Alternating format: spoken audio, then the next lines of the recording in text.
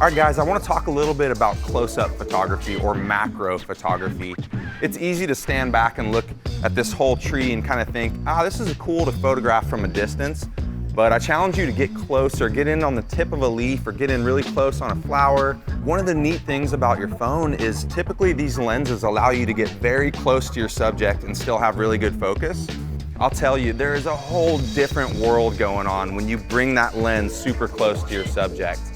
All right, guys, so I wanted to photograph these flowers and I want to do some close-up photography of the different flowers here. The reason I'm sitting where I am is because I wanted to have plenty of flowers both in the foreground and background. I wanted to fill the frame with as much color as possible. So I chose this spot where it kind of lends itself to having different layers of flowers from the fore to the background. All right, guys, I want to talk a little bit about the panoramic feature. This is a feature on most of our phones that some of us either ignore, forget about, or just kind of underutilize, but it really is a cool tool. I highly recommend doing it. There's a lot of places that really lend themselves to a really cool panoramic. One of them being here in the CBC from the second level, you kind of have this sweeping view of the entire dome. Couple little tips and tricks on the panoramic.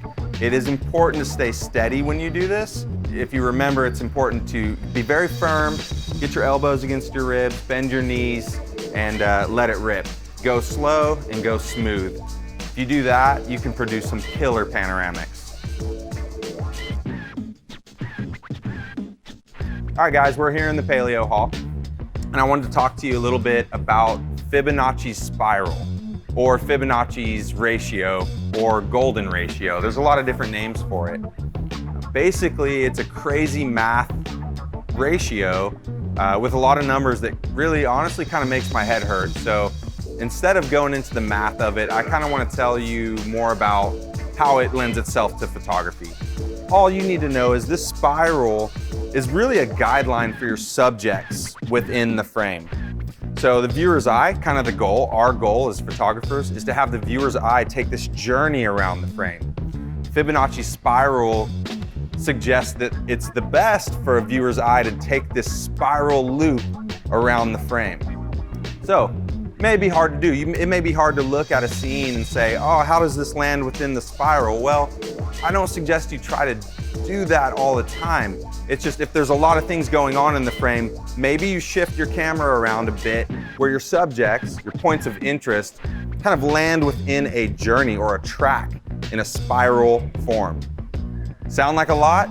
It kind of is. Well, look at this image I took in the Paleo Hall that perfectly demonstrates Fibonacci's spiral.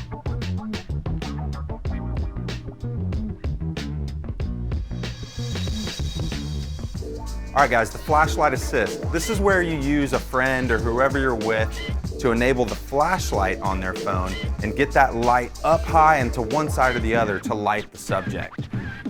We do that to show shadows, to show texture. We're trying to create depth. We're trying to get that professional look, that off-camera lighting look. Why don't you use the flash right on your camera? You're like, I got a flash on my phone. What's wrong with this? Well, when you have your flash dead on the phone, it eliminates shadows, it flattens the light, and you get kind of a more boring shot that looks like this. By getting that light up high and to one side, you're gonna get that professional look.